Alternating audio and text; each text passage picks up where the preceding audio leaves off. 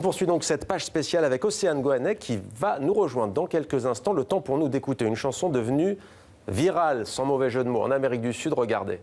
Coronavirus, coronavirus, lávense las manos, háganlo seguido. Coronavirus, coronavirus, pónganse las pilas en lugares concurridos. Coronavirus, coronavirus, no se toquen la cara, evítenlo amigos. Coronavirus, coronavirus, usen desinfectante, ese es muy efectivo.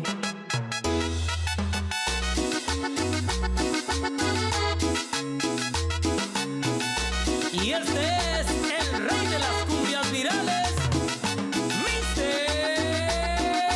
Cumbia. Coronavirus, coronavirus, lávense las manos, háganlo seguido. Coronavirus, coronavirus, pónganse las pilas. Bonsoir Océane. Bonsoir. Ravi de vous retrouver. Le Covid-19 est devenu une source d'inspiration pour beaucoup d'artistes partout dans le monde. Ah oui, il fallait s'y attendre. Rien que sur la plateforme musicale Spotify, on peut compter plus d'une soixantaine de titres qui parlent du coronavirus, dont celle qu'on vient d'entendre, la Cumbia del Coronavirus, un clip un peu loufoque, mais qui est devenu viral en Amérique du Sud. Elle a été vue plus d'1 million de fois. Voilà. Alors les paroles sont assez simples. C'est une chanson qui appelle à se laver les mains et éviter les contacts. Voilà. Donc dans le même genre, direction le Vietnam. Alors là, c'est assez marrant. C'est le gouvernement vietnamien qui a créé un clip de sensibilisation pour la population, pour apprendre les gestes de prévention. Mais ils ont fait appel à des chanteurs de V-pop. Vous savez, c'est la K-pop vietnamienne, des chanteurs très connus. Et en parallèle, ils ont lancé un concours, le Gencovi Challenge. Et le but, c'est se filmer en train de danser et de montrer les gestes préconisés dans la chanson, comme ces deux jeunes en jaune. Voilà. Donc la chorégraphie est assez simple. Le challenge est encore ouvert si vous voulez participer, Mohamed.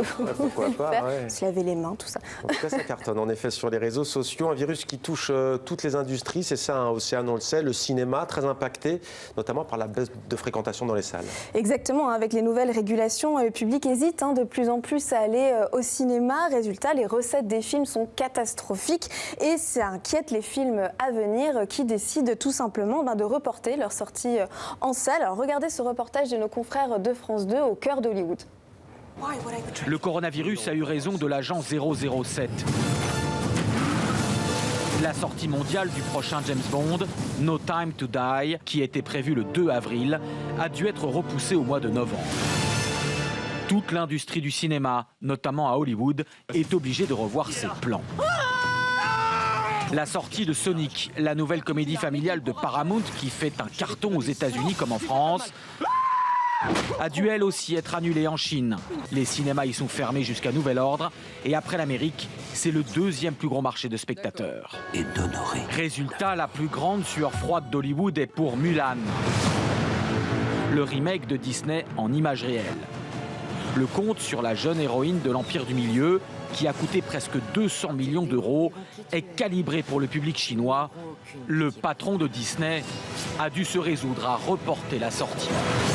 Il y a les sorties, mais aussi les tournages reportés, comme le dernier Mission Impossible. Le précédent volet se situait à Paris, le nouveau devait se dérouler à Venise, en Italie. La production et les assurances n'ont voulu prendre aucun risque pour les techniciens et la superstar Tom Cruise. Tous ces retards vont avoir un énorme effet domino, selon cet ancien producteur et professeur de cinéma. Globalement, on estime déjà la perte à 5 milliards de dollars à l'heure où je vous parle. Des films, des clips musicaux, des productions de télévision sont suspendus. Je n'ai jamais connu ça de ma vie. Du jamais vu. Et pourtant, Hollywood avait déjà anticipé ce scénario, notamment en 2011 avec Contagion de Steven Soderbergh. Les scénaristes avaient vu juste. Le virus du film part de Chine, causé notamment par les chauves-souris. Heureusement, la comparaison s'arrête là. Le film catastrophe évoque des millions de morts. Dans 3 mois, on en sera à 1 milliard. Bien loin de la réalité actuelle. Voilà pour l'impact sur le cinéma et les films. Océane, vous êtes aussi intéressé à la musique, à l'industrie musicale. Qu'en est-il ?